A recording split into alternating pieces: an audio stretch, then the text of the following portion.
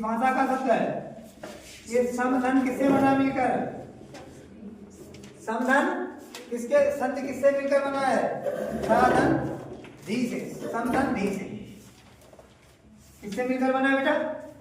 संधि का मतलब होता है समझौता, यानी आपस में जोड़ना, यानी जब दो शब्द आपस में मिलकर एक नए शब्द का निर्माण कर देते हैं तो हम उसे क्या बोलते हैं? संधि। क्या बोलते हैं बेटा? संधि बोलते हैं, यानी संधि हो गया। क्या हो गया? संधि हो गई उनकी। कोई बात नहीं बेटा, देखो संधि हम लोग कहते हैं कि संधि में बेटा दो चीजें करो, या तो संधि में करो संधि विच्छेद, पहले मेरी नॉर्मल बात है, या विच्छेद या विग्रह, ये बात है ना, और या करो फिर संधि। संधि यानी संधि का मतलब होता है जोड़ना। संधि में आपको दो चीजें मिलेगी, यानी एक तो संधि मिलेगी और एक संधि विच्छेद या विग्रह मिलेगा। यानी जब आप किसी शब्द को अलग अलग कर देंगे, क्या कर देंगे? अलग अलग कर देंगे तो क्या हो जाएगा? संधि विच्छेद या विग्रह। जैसे यहाँ पे लिखा बेटा, हमने कहा विद्याधन आले, विद्याधन आले, अब ये क्या है बेटा? ये विद्याधन आले, ये विच्छेद है, ये संधि विच्छेद है। अगर हम कहें बेटा इसकी संधि बना दो तो आप सीधे सीधे लिख सकती हो विद्याधनालय, यानी क्या हो गया? विद्यालय। अब विद्यालय क्या है बेटा? ये हमारी संधि है। क्या है बेटा? यानी दो या दो से अधिक शब्दों को मिलाकर नए शब्द का निर्माण हो गया तो उसे हम क्या कहते हैं? संधि कहते हैं। क्या कहते हैं? संधि। और संधि विग्रह क्या होता है? जब किसी संधि को तोड़ देना, उसमें विग्रह डाल देना, उन दो शब्दों को अलग अलग कर देना, क्या कहलाता है? यानी संधि विच्छेद कहलाता है या संधि विग्रह कहलाता है। तो संधि विग्रह और संधि विच्छेद और संधि समझ गए बेटा? समझ लेना चाहिए। यानी विग्रह का मतलब होता है दो शब्दों को अलग अलग कर देना, संधि का मतलब होता है दो शब्दों को आपस में जोड़ देना। यानी संधि के प्रकार कितने होते हैं? पहली संधि है बेटा स्वर संधि, एक एक क्लास में आज करेंगे। कौन सी संधि है? स्वर संधि। दूसरी आपकी संधि है बेटा व्यंजन संधि। कौन सी संधि है बेटा? व्यंजन संधि। और आपकी तीसरी संधि है जिसका नाम क्या है? विसर्ग संधि। कौन सी संधि है?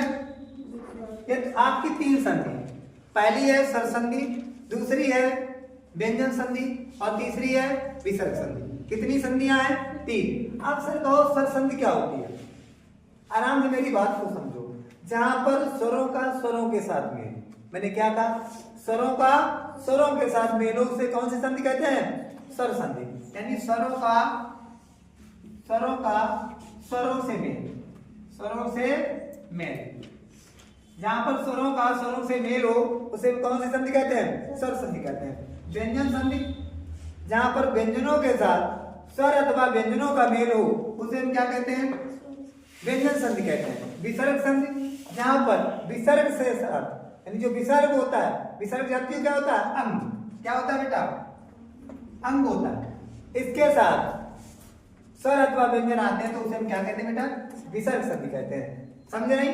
यानी स्वर संधि जहां स्वरों का स्वरों के साथ मेल हो, व्यंजन संधि जहां व्यंजन के साथ स्वर अथवा व्यंजन दोनों का मेल हो, विसर्ग जहां पे विसर्ग के साथ व्यंजन तथा स्वर दोनों का मेल हो, उसे हम कौन सी संधियां? उसे हम ये तीन तरीके की बेटा यहाँ पर संधि होती है। यानी जब व्यंजनों के साथ मेल होगा, लिख सकती हैं व्यंजनों का स्वर एवं व्यंजनों के साथ में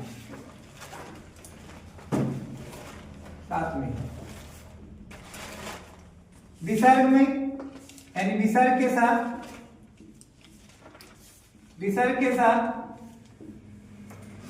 व्यंजन एवं स्वरों का मेल। ठीक है बेटा, शॉर्ट में बताया। यानी अगर आपसे कोई पूछता है स्वर संधि क्या होती है तो कह दो स्वर।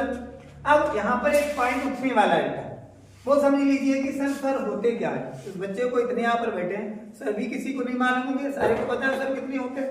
यानी स्वर की संख्या बेटा 10.5 होती है। कितनी होती है? 10.5। वैसे तो मानते 11 है। कितने मानते हो सर? 11, क्योंकि इसमें एक ऋषि होता है। क्या होता है बेटा? कि R प्लस ई से मिलकर बना होता है, R प्लस ई। और R क्या हो गया बेटा? व्यंजन, और ई क्या हो गया? स्वर। इसलिए बेटा 10.5, वैसे 11 माने जाते हैं तो 11 ही करना। अब इसमें दो चीजें और होगी। देखो अंग और आह क्या होते हैं सर? अंग और आह ये दोनों बेटा क्या होते हैं? आयोग भाव होते हैं। क्या होते हैं? आयोग भाव। ये ना तो स्वर होते हैं और ना व्यंजन होते हैं। क्या होते हैं? आयोग भाव होते हैं। समझ गए बेटा? अब आते हैं बेटा स्वर संधि की तरफ। किसकी तरफ आते हैं बेटा? स्वर संधि बेटा हमारे 5 प्रकार की है। पहले आपको सबसे पहले क्या पढ़नी है? स्वर संधि पढ़नी है। उसके बाद में क्या पढ़नी है? व्यंजन संधि पढ़नी है। फिर बेटा विसर्ग संधि पढ़नी है। तो सबसे पहले हम आज क्या स्टार्ट करेंगे? स्वर संधि। तो स्वर संधि में सबसे पहले जो संधि है, स्वर संधि के 5 प्रकार हुए। कितने हुए बेटा? 5। स्वर संधि के कितने प्रकार हुए बेटा? 5। पहले हुई दीर्घ संधि, दीर्घ स्वर संधि, दीर्घ स्वर संधि हुई। दूसरी बेटा कौन सी हुई? गुण संधि हुई, गुण स्वर संधि हुई। तीसरी बेटा वृद्धि संधि हुई, वृद्धि स्वर संधि हुई। चौथी बेटा यड़ संधि हुई। कौन सी संधि हुई? यड़ संधि। पांचवी मेरी बेटा आयात संधि हुई। ये 5 प्रकार की स्वर संधि होती है। कितने प्रकार की बेटा? 5। तो स्वर संधि अगर कोई पूछता है कितने प्रकार के हैं, तो आप बता देंगे 5 प्रकार के। पहली है दीर्घ स्वर संधि, दूसरी है गुण स्वर संधि, तीसरी है बेटा वृद्धि स्वर संधि, चौथी है यड़ संधि और पांचवी है आयात संधि। पांचवी कौन सी है? आयात संधि। तो सबसे पहले हम आज कौन सी पढ़ाएंगे बेटा? हम आपको पढ़ाएंगे दीर्घ, दीर्घ स्वर संधि। आगे दीर्घ स्वर संधि क्या होती है? मेरी बात सुनिए बेटा, आखिर दीर्घ स्वर संधि क्या होती है? कौन सी संधि बेटा? दीर्घ। यानी दीर्घ स्वर संधि क्या होती है? दीर्घ स्वर संधि यानी दीर्घ स्वर संधि क्या होती है? एक बात आप ध्यान रखना, जहां पर सजातीय स्वर एक दूसरे से मिल जाए। सजातीय का मतलब समझती हो? एक बात और समझो, सजातीय स्वर, सजातीय और विजातीय, ये 2 होते हैं बेटा। जहां पर सजातीय स्वर एक दूसरे से मिल जाए, जैसे हमने लिखा छोटा आ, बड़ा आ, ध्यान देना बेटा, छोटी, बड़ी, छोटो, बड़ो। और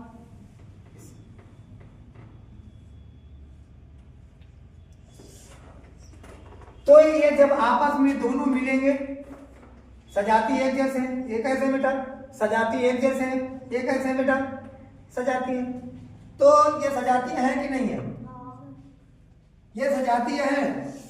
जब आपस में, जैसे हमने कहा बेटा आ प्लस आ मिल गया, तो ये दीर्घ, दीर्घ का मतलब होता है बड़ा, यानी बड़ा इसका क्या हो जाएगा? यानी बड़ा क्या हो जाएगा? हो गया ना? ये सजातीय जब एक दूसरे से मिलेंगे तो दीर्घ रूप धारण कर लेंगे। जैसे छोटी प्लस छोटी क्या हो जाएगी? छोटी प्लस छोटी क्या हो जाएगी? बड़ी। क्या हम कहें बेटा? बड़ी प्लस बड़ी, तब भी क्या हो जाएगी? बड़ी। यानी दीर्घ का ही रूप धारण करेंगे। हमने कहा छोटो प्लस बड़ो, तब भी क्या हो जाएगा बेटा? बड़ो ही हो जाएगा, यानी छोटो नहीं होगा। यानी छोटो प्लस बड़ो, ये सब बड़ो ही होगा। यानी ये किसमें बदल जाती है? अपने दीर्घ में बदल जाती है। किसमें बदल जाती है बेटा? दीर्घ। जैसे हमने कहा ये देखो सजाती है एक जैसे, ये देखो सजाती है एक जैसे, ये दोनों। तो जब एक सजातीय पद एक दूसरे से मिले, स्वर सजातीय मिले, तो वो कैसे हो जाएंगे बेटा? दीर्घ का रूप धारण कर लेंगे, बड़ा हो जाएगा। तो इसी को हम क्या कहेंगे बेटा? दीर्घ संधि कहेंगे। जैसे जैसे बेटा डिलीट कर दे, जैसे हमने लिखा विद्यालय, इसका संधि विग्रह करना। क्या करना है? संधि विग्रह। एक ट्रिक बता है, एक बात और ध्यान दो, ट्रिक की मैं बात करूं।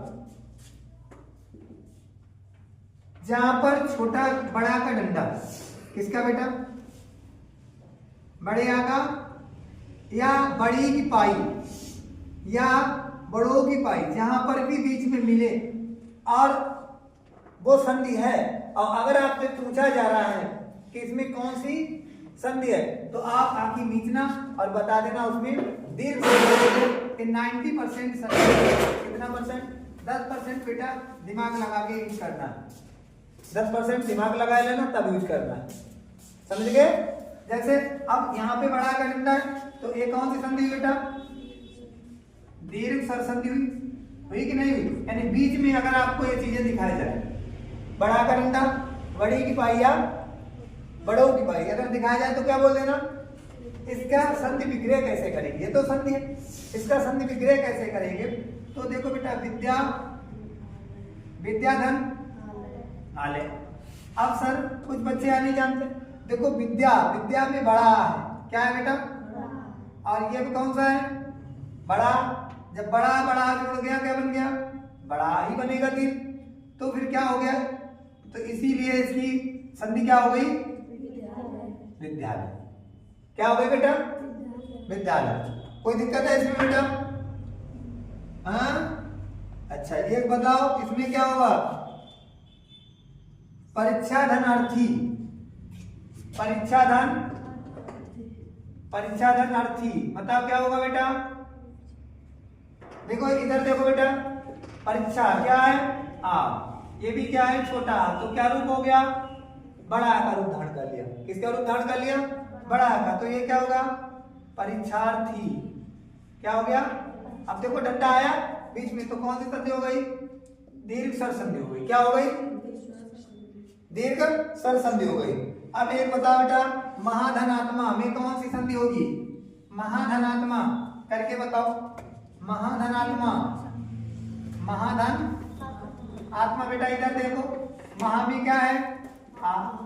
इसमें क्या है? कुछ बच्चे ये सोच रहे हैं सर आ है, मुझे तो दिखाई नहीं दे रहा, हा दिखाई दे रहा, मुझे क्या दिखाई दे रहा है? लेकिन एक बात ध्यान देना, जितने भी व्यंजन हैं, जितने भी व्यंजन हैं, क्या है बेटा? व्यंजन, वो बिना स्वर की सहायता से हम नहीं बोल सकते, उनमें सारे में स्वर होता है। यानी व्यंजन जो होते हैं वो बिना स्वर की सहायता से नहीं बोले जा सकते हैं। जैसे हमने लिखा का, अब ये क्या बना? इसके खंड किए जा सकते हैं। क्या किए जा सकते हैं? का प्लस आ, तब बन गया का। अब ये का और ये का में बहुत अंतर है, ये एक बाण है, क्या है बेटा? अब ये क्या, का क्या है? अक्षर है, क्योंकि बाण के कोई भी खंड नहीं किए जा सकते और अक्षर के खंड किए जा सकते हैं। लेकिन एक बात ध्यान देना बेटा, स्वर के कभी भी खंड नहीं किए जा सकते, स्वर के खंड नहीं किए जा सकते, सिर्फ व्यंजन के ही खंड किए जा सकते हैं। खंड कुछ ऐसे होते हैं, स्वर सब स्वर के खंड नहीं किए जा सकते हैं, लेकिन कुछ स्वर ऐसे होते हैं खंड किए जा सकते हैं। जैसे तुम कहो बेटा, ये बात यहाँ पे समझी, कोई दिक्कत है यहाँ पर? यानी व्यंजन देखो, पहले आता है बाण, बाण जैसे हलंत लगाओ तो वो बाण होता है, यानी सबसे छोटा क्या होता है? बाण। बाण से सबसे छोटा बाण, फिर अक्षर, अक्षर के बाद में क्या बन जाएगा बेटा? शब्द, शब्द के बाद बन जाएगा वाक्य। क्या बन जाएगा? वाक्य। तो बेटा देखो यहाँ पर एक तो हा में क्या निकला? आ। अब ये डंडा लगा तो क्या हो गया? बड़ा, बड़ा बड़ा मिलके बन गया बड़ा, तो क्या हो गया? महात्मा। क्या हो गया? बन गया कि नहीं बन गया? बन गया। कोई दिक्कत है इसमें? तो कुछ संधि लिखिए बेटा, हम बता रहे हैं। देवधनालय, देवधनालय, देवधनालय, देवधन आले, महाधनालय, देवधनालय, महाधनालय। नंबर 3, नंबर 3 परधनाधीन, परधनाधीन, रामधनायन, परधनाधीन, परधन आधीन। नंबर 4 परधनाधीन। नंबर 4 कुशधनासन, कुशधनासन, कुशधन आसन, कुशधन आसन। नंबर 5 रामधन आयन, रामधन आयन। 5 नंबर लिखिए रामधन आयन, रामधन आयन। नंबर 6 लिखिए बेटा धन प्लस अर्थी।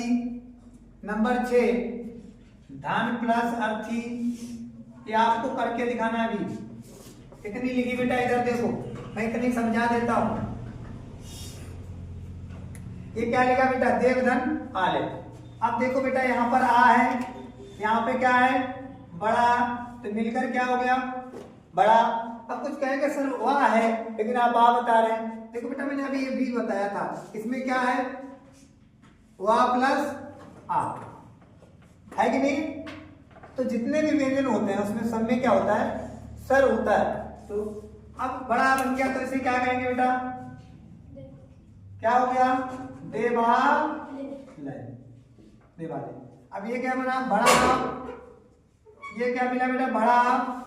दूसरे में देखो, बड़ा आप प्लस बड़ा आप मिलकर क्या बन गया, बड़ा। तो क्या हो गया, महालय। हो गया कि नहीं हो गया।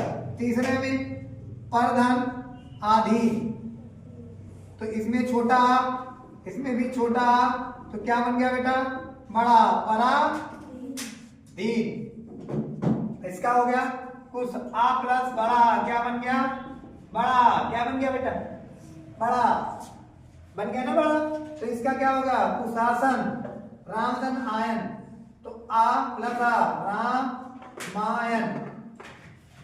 क्या हो गया, रामायण। ठीक है बेटा, ये करो।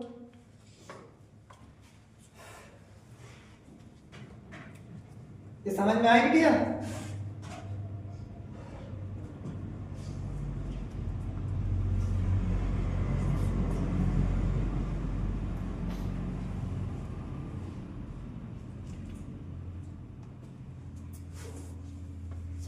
हाँ बेटा, क्या हो गया, लिख लिया।